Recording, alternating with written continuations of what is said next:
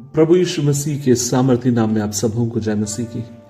आज के मनन का भाग हमने लिया है भजन संहिता 34 उसकी 18वीं आयत लिखा है, प्रभु उन लोगों के करीब है जिनके हृदय टूटे हैं और वो उन लोगों को बचाते हैं जो अपने पापों के लिए विनम्रता पूर्वक पश्चाताप करते हैं।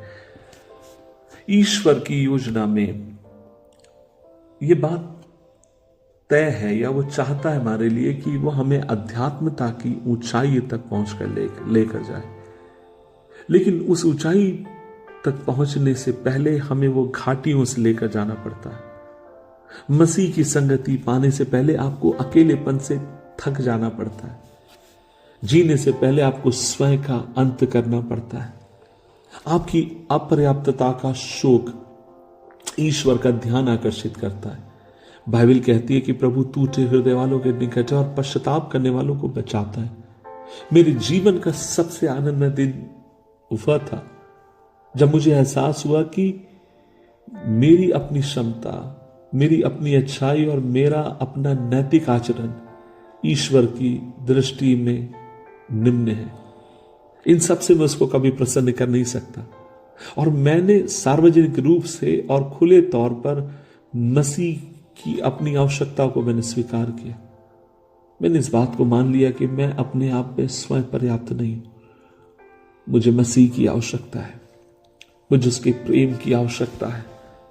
आज मैं आपसे कहना चाहता हूं, जब टूटे हुए मन के साथ, पश्चातापी हृदय के साथ जब उसकी उपस्थिति में हम जाते हैं, वो हमें ज्यों का त्यों करने के लिए विश्वास योग्य परमेश्वर है। जब मैंने बाइबल स्कूल की पढ़ाई खत्म करी, बहुत ही जोश था मेरे भीतर प्रभु की सेवकाई करने का। एक दिन की बात है, मैं अपने घर आया। उन दिनों में महाराष्ट्र आंध्र बॉर्डर पर प्रभु की सेवा करता, और जब मैं घर पहुंचा तब मुझे मालूम पड़ा कि उस समय मेरा घर बहुत अधिक दयनीय परिस्थिति से होकर जा रहा था।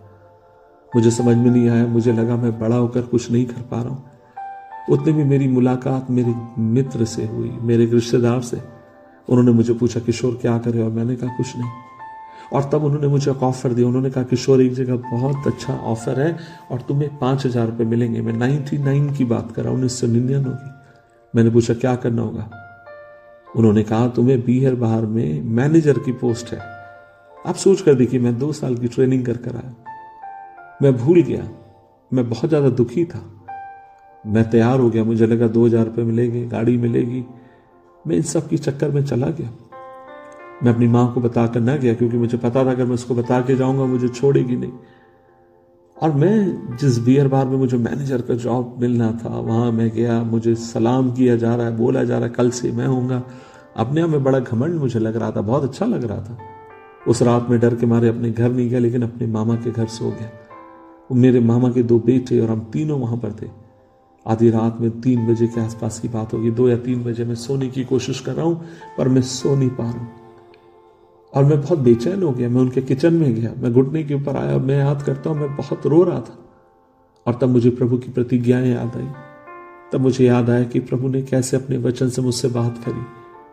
मैं बहुत फूट कर रोया। मैंने प्रभु से कहा, मैंने कहा प्रभु आप मुझे बल दीजिए, शक्ति दीजिए, ऐसी परिस्थिति में आप पर भरोसा रखने के लिए मदद करिए।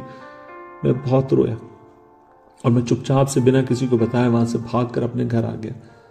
जब मैं घर पहुंचा, मेरी बहन घर के बाहर खड़ी थी और मुझसे बोलने लगी, किशोर तू क्या मूर्खता का काम कर रहा था?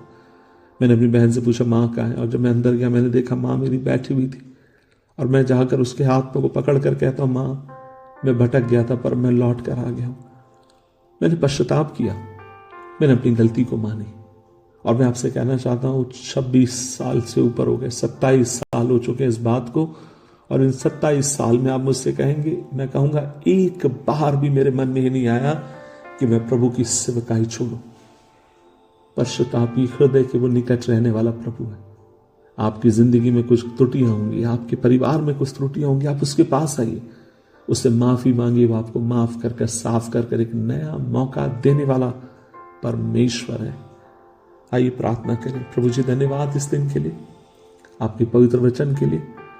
हमें अनुग्रह दीजिए कि हम आप पर भरोसा रखें, आपके चेहरे को निहारें। आपकी कृपा के लिए धन्यवाद। यीशु मसीह के नाम से मांगते हैं, आमीन आमीन आमीन। अब हमारे परमेश्वर पिता का प्रेम, पुत्र यीशु मसीह का अनुग्रह पवित्र आत्मा की संगति सहभागिता हम सबों के साथ आज सुने के वचन के साथ हमेशा हमेशा होते रहे। आमीन आमीन आमीन।